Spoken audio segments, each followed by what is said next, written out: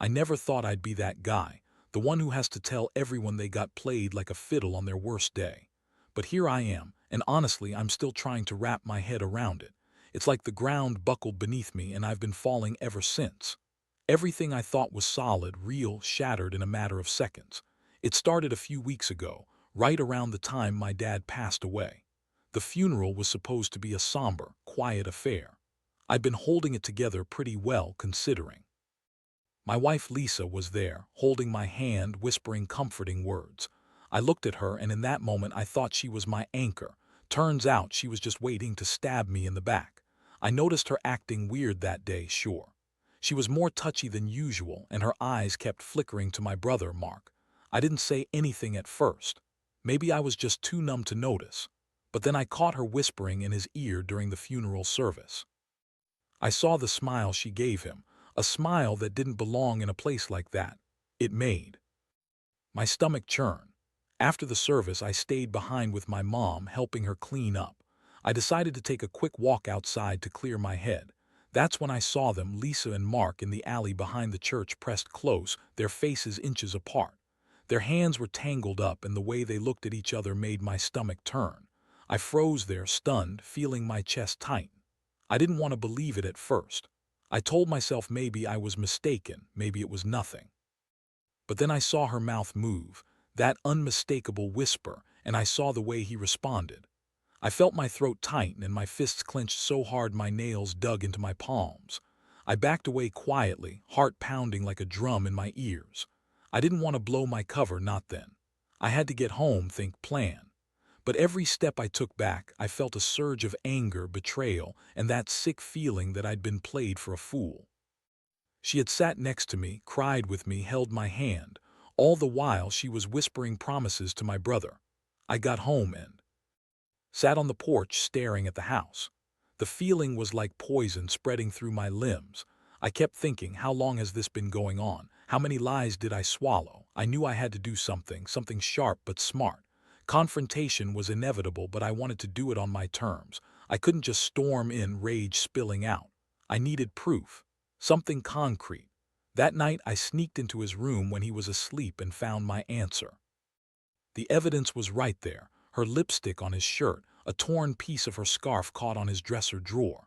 That moment I knew. My wife, my brother, a web of lies woven through my grief. I sat there, feeling the cold plastic of the phone in my hand, ready to call him, ready to end it all with words that would cut deeper than any knife. But instead, I just stared at the evidence, knowing that what I was about to do would change everything forever. I had the truth now, and I wasn't going to let them get away with it. I didn't sleep that night, but I did plan. I was furious, but I was also careful. I didn't want to act impulsively. I wanted to make sure I had everything lined up, proof, a plan, a way to hit where it hurt. Because I wasn't just angry, I was broken. And I was going to make sure they paid for it. But I wasn't sure how yet. All I knew was I had to break free from this nightmare, and I had to do it on my terms.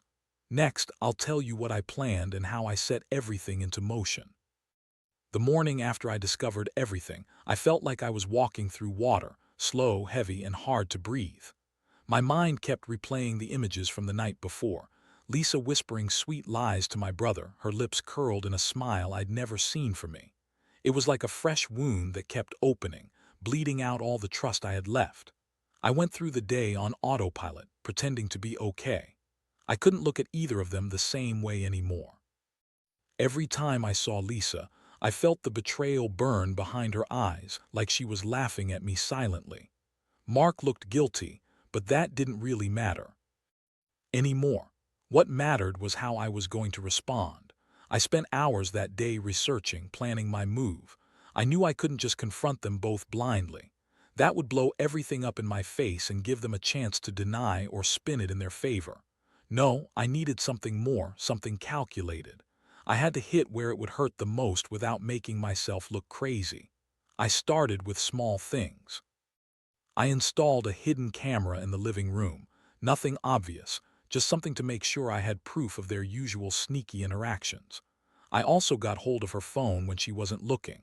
I needed to see if this was a one-time thing or if they'd been hiding this for a while. The worst part was knowing that, If I played my cards right, I could catch her red-handed again, but with even more evidence. The plan started to take shape. I wasn't just going to walk in and accuse them. That would give her the chance to deny everything or spin some story that made me look like the crazy one.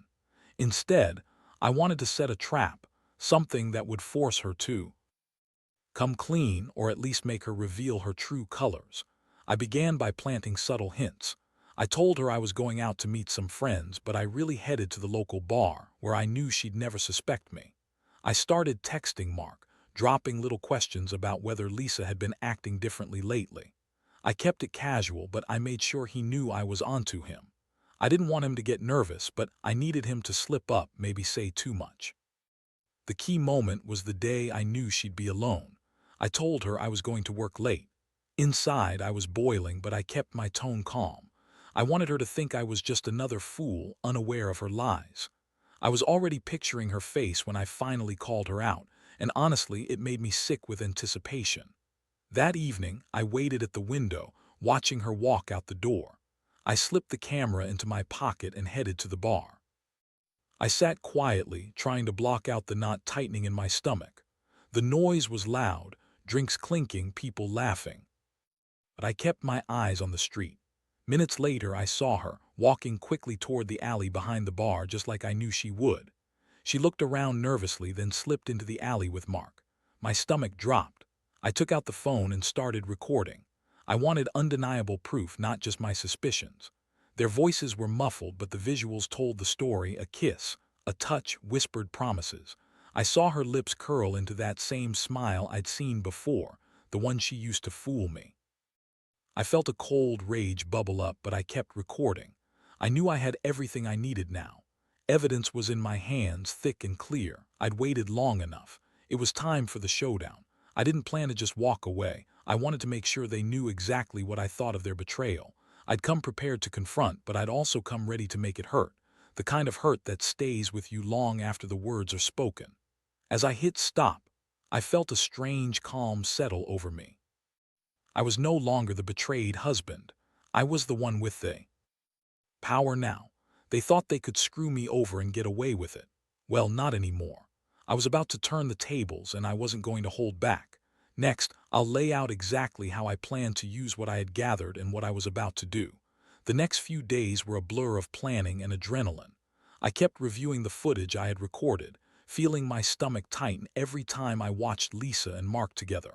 That evidence was my weapon now, and I was determined to wield it carefully. I didn't want to just lash out blindly. I wanted to hit where it had hurt most and make sure they knew I was serious about destroying the trust that was already broken. I spent sleepless nights mapping out my next moves. I started by calling a lawyer, just to get some advice on how to handle the situation. I needed to know what kind of legal standing I had if I decided to confront her publicly or take any further steps.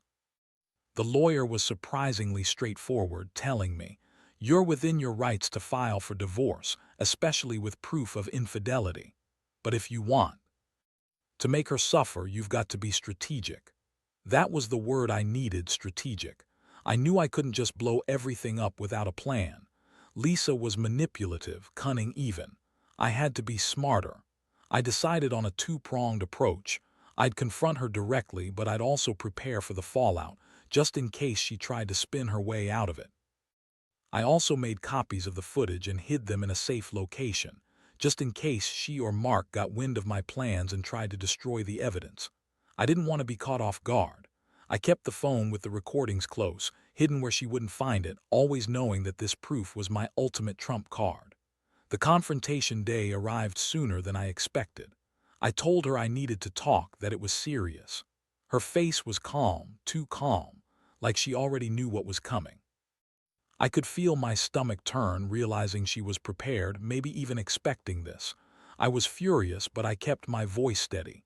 "Lisa," I said softly, pulling out the phone with the footage ready to play. "You've been lying to me. I know what you did." Her eyes flicked to the phone, then back to me. She smirked like she was already thinking about her next move.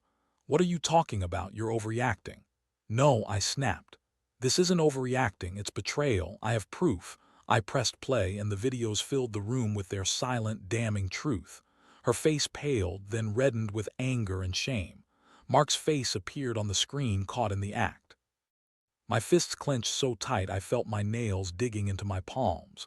She stared at the screen, mouth working silently, then finally looked at me. "You have no right," she whispered, voice trembling. "You're just jealous. This doesn't mean anything." "Jealous?" I echoed, feeling my voice rise. "That's your answer after everything. You whispered sweet lies while I was burying my father. You were sleeping with my brother. How do you expect me to believe anything you say now?" Her eyes filled with tears, but I saw the flicker of defiance hiding behind them. She thought she could just cry her way out of it. Maybe part of me wanted to believe her, to deny the reality I'd just seen, but I knew I couldn't go back from this. I told her I was done, that this was the end of us. I handed her a stack of divorce papers I had printed earlier, cold, clinical, final. "You're leaving tonight," I said, "and don't bother trying to deny it. I'll make sure everyone knows what you are, how you betrayed your vows, how you betrayed your family." She looked at the papers, then at me, and for a moment I thought she'd beg, but she just looked away, silent. That silence was more painful than any scream or curse. I knew I'd have to leave her in the house for a while, let her stew in her own guilt. I packed my bag, feeling the weight of everything I'd lost. I didn't want to give her the satisfaction of seeing me break entirely, but I was broken enough as it was. Before I left, I handed her the keys. I wanted her to know that I was cutting all ties, no more hiding, no more lies. I left her standing there, staring at the papers like she was trying to figure out how to undo the damage, but I knew she couldn't. As I stepped out that door for the last time, I felt a strange sense of relief mixed with rage. I'd done what I set out to do, expose her, end it, and walk away. I'd take the pain and burn it down to the ground. And for what it was worth, I'd make damn sure she remembered what she lost. Walking away, I realized something. Betrayal cuts deep, but revenge, sometimes it's the only way to heal. Would you like me to continue with the next part? The days that followed were a whirlwind of clarity and chaos. I thought I'd feel some kind of victory, or at least relief, once I'd handed her the divorce papers and walked out. But honestly, the aftermath left me numb.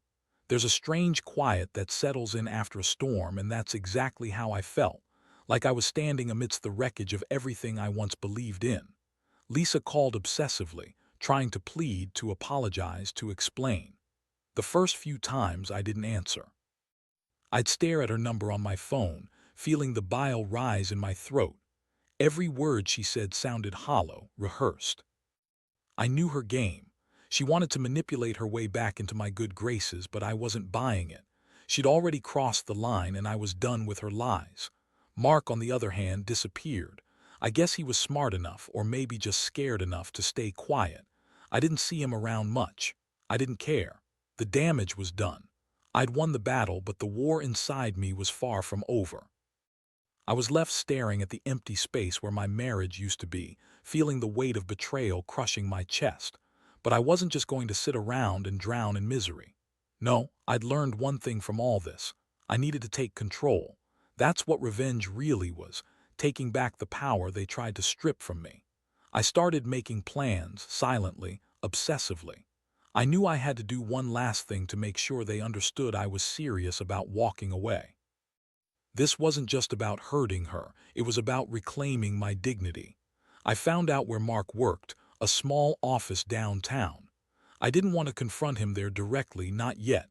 Instead, I sent him a text, no words, just a picture.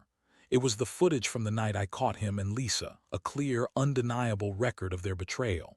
I made sure the timestamp was visible, proof that I'd been watching, waiting. His reply came back quickly with just 3 words: "You got me." That's all I needed. I knew he was feeling the same shame I was, just hiding behind that digital wall. I didn't reply. I didn't want to give him the satisfaction. Instead, I made a plan to send a copy of the footage to his employer, an anonymous tip about his unprofessional conduct and betrayal. I didn't care about revenge for revenge's sake. I just wanted him to feel the same gut punch I'd experienced. Next, I reached out to a lawyer again. This time, I wanted to start the process of dissolving everything legally. I was done being patient. The paperwork was filed and the process began. I didn't bother with a long, drawn-out fight. I just wanted it over. I wanted the finality that comes with a clean break. In the meantime, I rented a small apartment, not far from my house, just enough space to breathe. The place was sparse, nothing fancy, just a bed, a desk, a chair. It was a fresh start, or at least that's what I told myself. I kept the footage on a USB hidden in my sock drawer, just in case I needed it again. I knew Lisa wouldn't just fade away quietly. She was the type to come back with some twisted excuse or plea. One night, I decided I wasn't just going to sit around waiting for her to crawl back.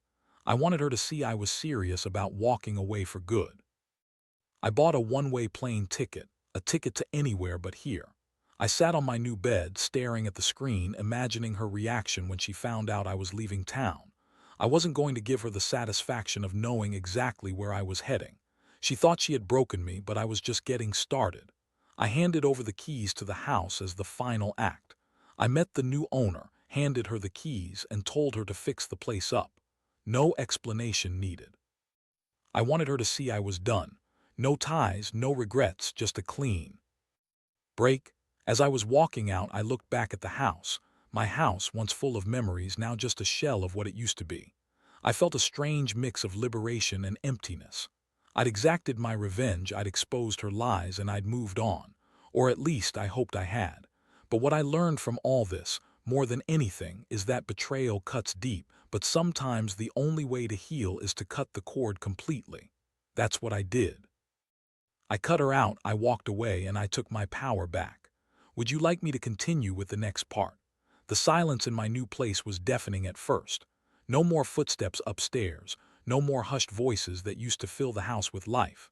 It was just me, alone with my thoughts and the ghost of everything I'd lost. The betrayal still haunted me, but I felt a strange sense of relief, like finally ripping off a band-aid that had been ruining my skin for too long. In the days that followed, I kept busy. I started hitting the gym, working out my frustration in the weights and on the punching bag. Every punch felt like a small victory, a way of channeling the anger that still burned inside me. But beneath all that physical exertion, I was still trying to process what had happened. I kept replaying the scenes, the lies, her smirk when she thought she was fooling everyone. I'd been so blindsided, so completely betrayed, that part of me questioned everything. Had I missed the signs? Was I just too blind to see the truth? Or was she really that good at hiding it? Either way, I knew I'd never trust her again. Not that I ever wanted to. One afternoon, I got a call from an old friend I'd lost touch with. We hadn't spoken in years, but he called out of the blue, sounding concerned. I kept it brief, just enough to say I was okay, that I was rebuilding. He asked about the house, about Lisa, and I told him I was better off without her. There was a long pause, then he said, "You sure you want to cut all ties? Sometimes people come back, you know." I chuckled bitterly. Not this time. There's no coming back from betrayal like that. I'm done. My voice felt like gravel, but it was the truth. I'd burned that bridge and I wasn't interested in rebuilding it. That night I stayed awake, staring at the ceiling, thinking about the future. I knew I'd never forget what she did, but I also knew I had to move on. I started looking into new jobs, new opportunities, even thinking about relocating somewhere far away. I didn't want any reminder of her or my brother lurking nearby. I wanted fresh roots, a new start. But even as I tried to move forward, a small voice in my head kept whispering, questioning if I'd done enough. Had I exposed her fully? Had I made her see the damage she caused? Or was I just dancing around the pain, trying to pretend I was okay? Sometimes I'd find myself staring at the sky, feeling the cool night air on my skin, desperately trying to find some peace. One thing I knew for sure, though, revenge was a double-edged sword. It gave me power, yes. It let me take control of the chaos.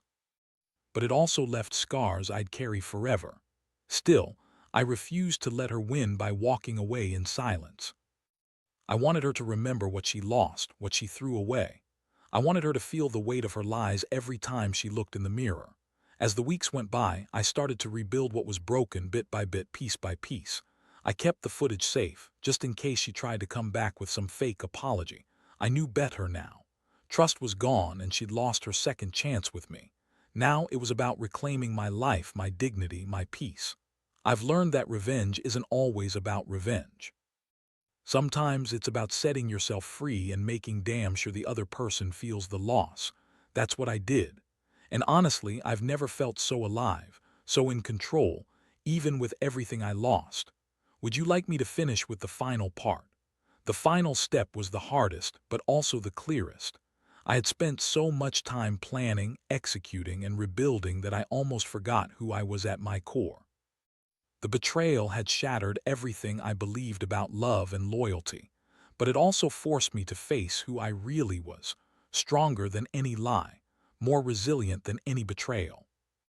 One evening I sat in my new apartment, the evidence of her lies tucked safely away in a drawer. I looked around at the sparse furniture, the quiet walls, and for the first time in a long while I felt a flicker of peace. I realized I'd taken back control of my life, piece by piece, and that I had the power to determine my future, despite everything. I took out the USB drive, the one with all the footage and proof of her betrayal. I looked at it for a long moment, then smiled bitterly. I knew I could delete it, hide it away forever, or use it as a final act of closure. I chose the last. I printed out the divorce papers, gathered my belongings, and headed downtown to the courthouse. The process was straightforward. I handed over the papers, signed my name, and watched as the clerk processed my case. I felt a strange calm settle over me, knowing I was finally free. Free from lies, from betrayal, from the woman who whispered sweet promises and then tore my world apart. I handed her the keys to the house, the last piece of my old life, and told her to keep it. As I left the courthouse, I didn't look back. I knew she'd come knocking, probably with apologies or excuses, but I was done. I'd made the choice to leave her behind, and I wasn't going to let her pull me back into that chaos. I had my own future now, one I was going to build on my own terms. Walking out into the cool night air, I felt lighter than I had in months. I knew I'd be okay. The pain would fade, the fury would settle, and I'd find happiness again. Maybe even someday trust again, but only on my own terms. For now, I was just glad to be rid of the toxic weight of her lies. And here's the honest truth. Betrayal hurts like hell, and revenge isn't always satisfying in a traditional sense. But reclaiming your life, setting boundaries, and walking away, that's the real victory. I've learned that the hard way. No matter how deep the betrayal, you can choose to break free and start over. That's what I did. That's what I'll keep doing. Thanks for letting me share my story. If you're ever in a situation where trust is shattered, just remember, you have the power to walk away, rebuild, and find your peace. Don't let anyone take that from you.